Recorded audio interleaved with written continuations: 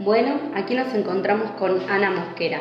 Ana, te comento que esta entrevista pretende ser un relato tranquilo, personal, según tu propio punto de vista, por supuesto reflejando una realidad desde tu visión. Bueno, yo nací en el año 1966, 25 de mayo de 1966, o sea que ya tengo 50 años. Soy hija de Teresa Pla y de Ricardo Mosquera. Mi papá era transportista, mi mamá ama de casa. Tengo dos hermanas más menores y un hermano mayor que nos llevamos poquísimo, 10 meses nada más.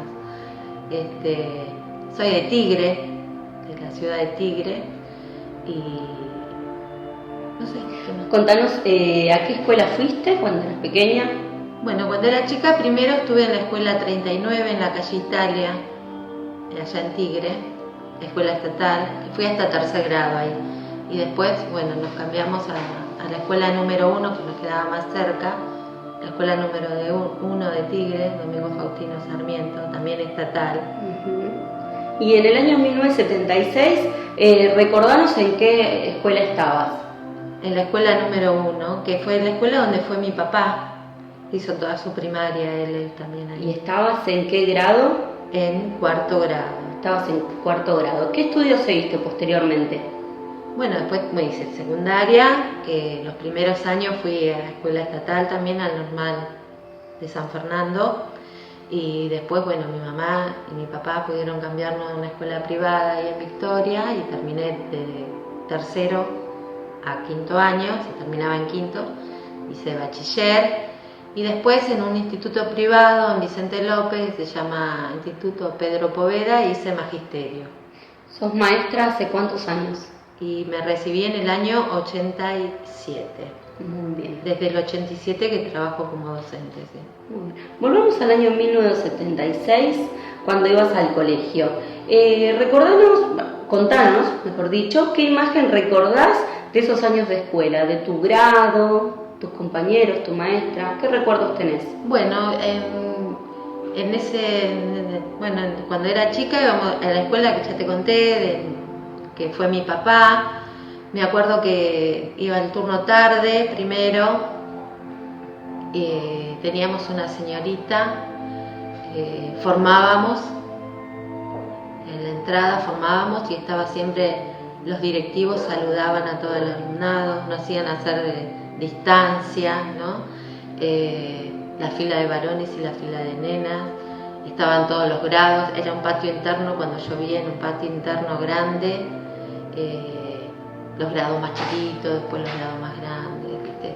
Y bueno, después cuando entrábamos al salón teníamos que estar parados al lado del pupitre, esos pupitres antiguos, de madera, que tenían el agujero para el tintero y todo todavía, todos grabados, ¿viste? Por los años de alumnado, digamos, y teníamos que esperar que entre la señorita, nos saludaba en el salón, y después sí nos podíamos sentar.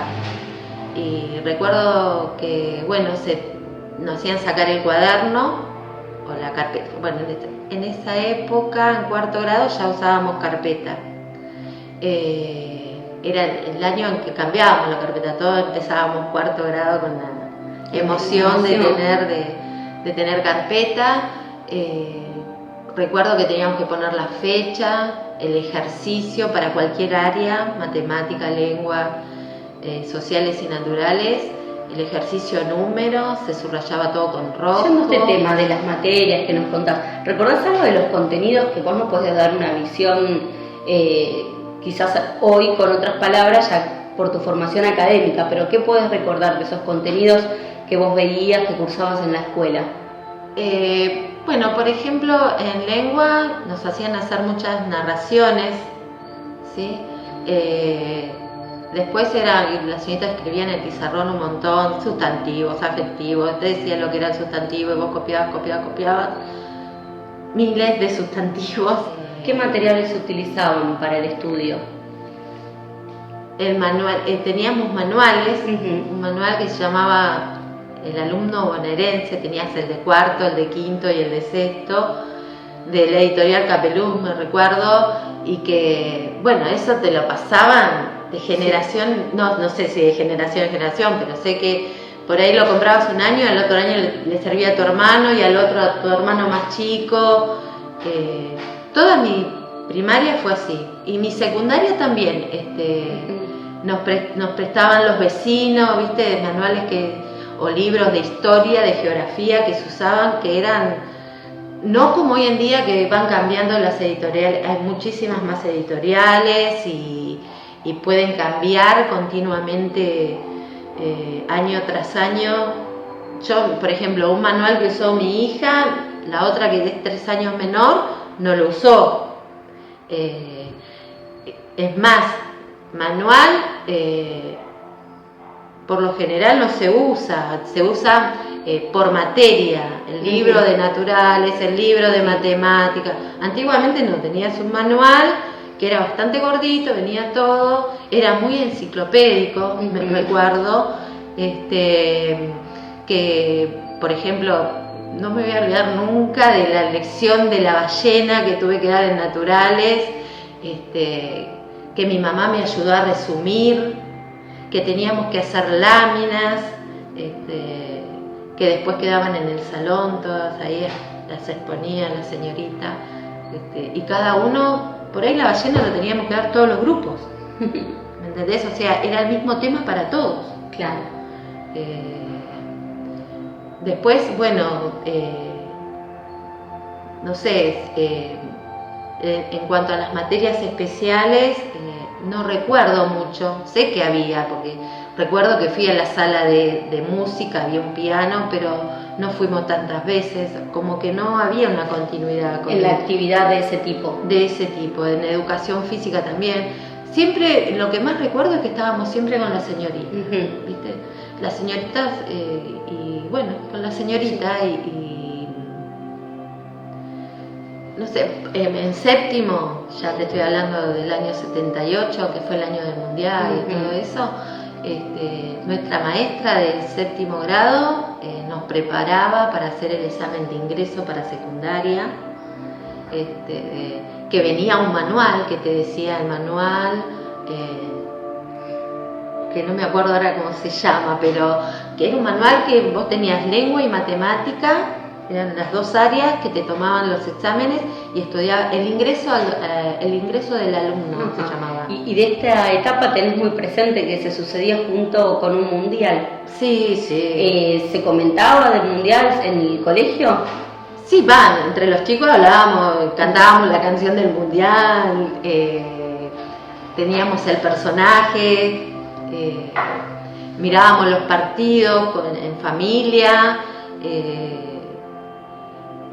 pero en la escuela, por ahí lo que hicimos más en esa época, yo me recuerdo que vimos todas las regiones geográficas, vimos las comidas típicas, como resaltando bien todo lo nacional, nuestras costumbres.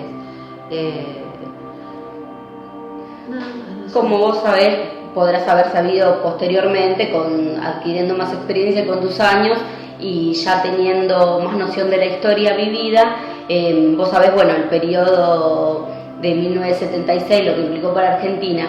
Contanos, en ese momento en la escuela, ¿vos veías alguna situación como reflejo de lo que estaba sucediendo? Sí, los padres hacían guardia, generalmente eran las mamás, porque los papás trabajaban, ¿no?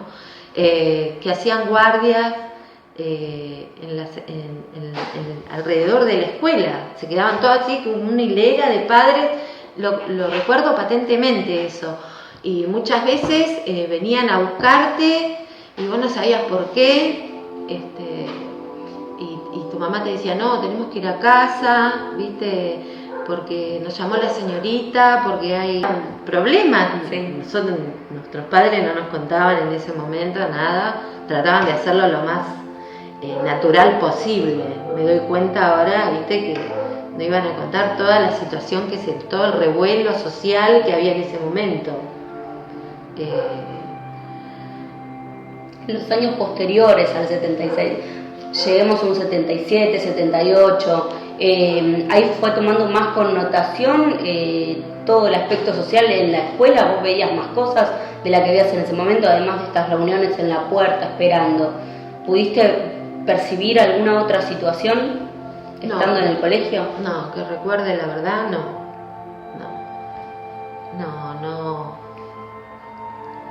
No sé, fue en esa época todo esto que te estoy contando y no recuerdo otra cosa. Me llamaba mucho la atención, ¿viste? Pero nada más, o sea, los papás mucho no te decían. No participaba. Encima, pensemos que era viste, todo un gobierno militar, donde tampoco podían hablar, viste, donde no se hablaba de política. No se habla de política. No. Y a los argentinos después, cuando yo fui adolescente, cuando vino Alfonsín, cuando empezó la democracia, es como que yo me di cuenta en nuestros padres que les costaba hablar de política. Vos le preguntabas, viste, qué era la democracia, que tantas cosas preguntabas, ¿derecho a qué tenemos ahora? Y ellos decían, no te decían nada, porque no estaban acostumbrados a tantos años de militares, de un gobierno, viste, autoritario, que no sabían ellos también cómo manejarse en democracia. No sabían. Hoy, desde tu experiencia, de tu profesión, de la actividad que desarrollás día a día, ¿qué reflexión nos podés dar acerca del periodo que viviste? Mira, yo lo que te puedo decir es que, por ejemplo, ahora los docentes en nuestro trabajo hacemos que los chicos piensen, que reflexionen, que opinen, cosa que nosotros no tuvimos, porque nosotros te daban una guía donde la pregunta 1 se respondía del párrafo 1, la pregunta 2 del párrafo 2, ¿me entendés? Era todo muy mecánico, o sea, también te puedo decir, en mi experiencia como docente y como alumna primero, como alumna no había gabinetes pedagógicos en las escuelas. Y si había, no trabajaban, o no sé, porque yo me doy cuenta, y mi mamá me contaba, mi hermano repitió cuarto grado, y repitió cuarto grado porque la maestra dijo que era inmaduro. Y hoy, en el trabajo que uno tiene, que puede relacionarse con profesionales psicopedagogos, donde puede interactuar, donde te exigen que interactúes también, para que un chico repita, tiene que ser cosas realmente fundamentadas. En ese momento me parece que no se fundamentaba. La autoridad era el docente y era el que decidía si el chico pasaba o no, y por ahí, porque tardaste en aprender a dividir, no estabas preparado para pasar a tal grado, ¿entendés? Y hoy en día se ve de otra manera eso, es distinto. Nos estás haciendo una mención como de requisitos y que bueno, que hoy hay cierta amplitud a distintos tipos de conocimientos, quizás que antes no. Claro, sí. Antes, bueno, te puedo decir que, por ejemplo, los docentes que me enseñaron a mí, su magisterio era terminar la secundaria, el que había seguido bachillerato con orientación a magisterio, terminaban quinto año y eran maestras. Yo como docente tuve que estudiar 2 años y medio, ahora la carrera es de 5 años, o sea, las cosas fueron cambiando, se fueron, esperemos que mejorando fueron, me parece, ¿no? En algunas cosas, igual faltan un montón, igual la sociedad exige al docente un montón de cosas que el docente no está capacitado, que no te lo da un profesorado, y que por ahí los papás vienen con reclamos que no se dan cuenta que uno también es papá, y que por ahí también va aprendiendo en el hacer, y exigen al otro lo que por ahí ellos no saben cómo hacerlo. Eso también pasa.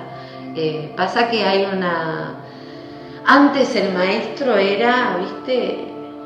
Era el maestro, te lo dijo tu señorita, y más vale que no traigas ninguna nota. Eso no es mentira, es verdad que pasaba eso. Si llevabas una nota que te citaba la maestra, ¿qué habrás hecho? ¿Por qué me cita la señorita? Y después, viste, o sea, los padres eran los que le exigían al nene lo que dijo la señorita, viste, y ahora hay otro diálogo, otra apertura entre padres y docentes, ¿sí? ¿Qué expectativas te presenta esta apertura?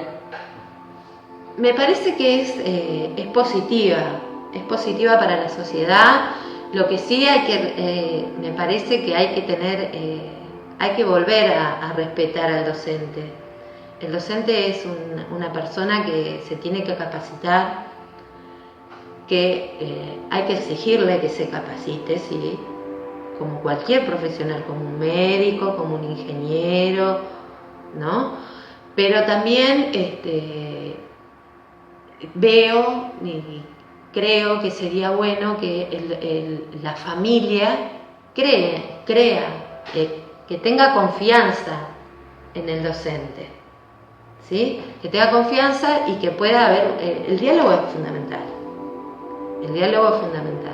La relación entre padres y docente es fundamental, es para bien de la criatura, es para bien del niño. Y lo que me doy cuenta también en el trabajo, que cuando hay una buena relación entre docente y familia, el alumno responde, el alumno se preocupa, el alumno tiene interés, el alumno se da el permiso de equivocarse y de pedir ayuda, que antes no pasaba eso. Antes, y bueno, no sabías, pero te matabas estudiando y no sabías y no había, eras el burro, digamos, ¿entendés? Ahora no es así, por suerte eso es bueno. Suerte, eso es bueno. Bueno, Ana, muchas gracias, agradecemos el aporte que nos estás dando desde tu relato. Gracias. Gracias.